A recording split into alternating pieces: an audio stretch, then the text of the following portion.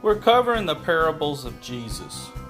Jesus gives a parable of the return of the Lord and post-tribulation gathering unto the Lord. This is the event after tribulations. And in Matthew 13, verse 24, he gives a parable of how this is going to happen. He presented another parable to them, and saying, the kingdom of heaven may be compared to a man who sowed good seed in his field. Now, Jesus uses symbolism to represent something spiritual, not human wisdom, but things in the spirit, combining spiritual thoughts with spiritual words. The field is the world. The good seed is the sons of the kingdom, the elect, the righteous ones, the remnant. The tares are the evil ones, the sons of the evil one. The wicked is the tares. And verse 25, but while men were sleeping, his enemy came.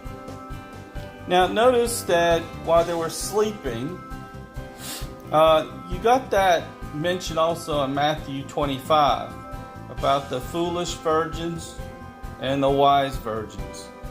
And the foolish virgins were asleep. And notice that it's also compared to this parable.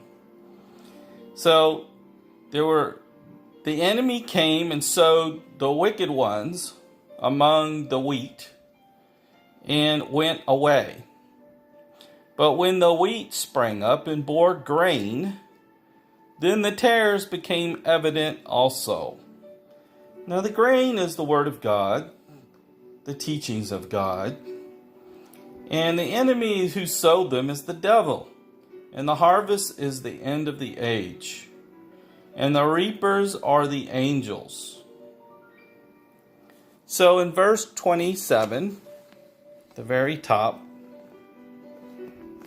we also see in that verse, and the slaves of the landowner came and said to him, Sir, do you not sow good seed in your field? How then does it have tares? And Jesus said to them, an enemy has done this.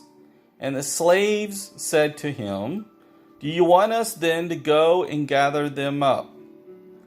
But he said in verse 29, no, least while you gather up the tares, that's the wicked ones, you may root up the wheat, which is the remnant, God's elect, with them. Verse 30, allow both to grow together until the harvest. And in the time of the harvest, I, the Lord, will say to the reapers, first gather up the wicked ones, the tares, and bind them up in bundles to burn them. But gather the wheat, the righteous ones, the remnant, the elect, into my barn. Now, I want you to look at some other parts of this. You know, the tares are gathered up and burned with the fire, and it's going to be at the end of the age.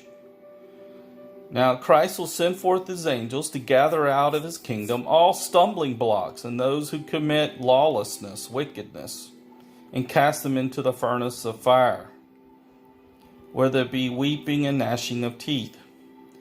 Then the righteous will shine forth as the sun in the kingdom of their Father, and he who has ears, let him hear. So that's the explanation of the end of the age, the gathering after tribulation. Here is another parable. Matthew 13, chapter 13, verse 47. This parable is called the Dragnet. It's the same type of parable as the wheat and the tares. Again, this is at the end of the age, after tribulations.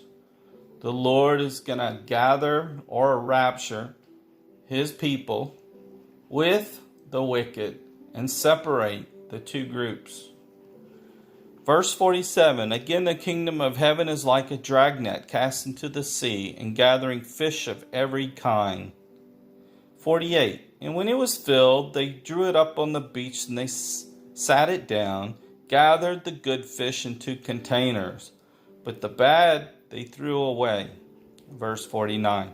So it will be at the end of the age. The angels will come forth, take out the wicked from among the righteous, and will cast them into the furnace of fire.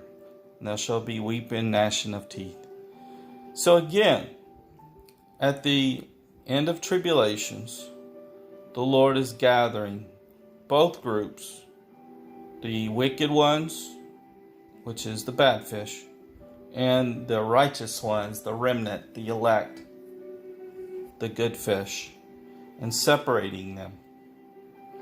And that again is post-tribulation at the end of the age. We're in Matthew 24, and this is the signs of Christ's return.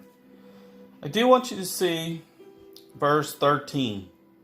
And there's another verse in the book of Matthew, and it says the exact same thing in another chapter.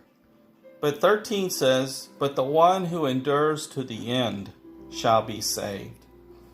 And basically what he's saying there is that one who endures through tribulations, he's going to be saved after tribulations. So it is enduring to the end. And that is when the gathering is, post-tribulation rapture. And there's another verse, the exact same verse, in the beginning part of the chapter. I'll have to find it. But I hope this blesses you, and God bless you today.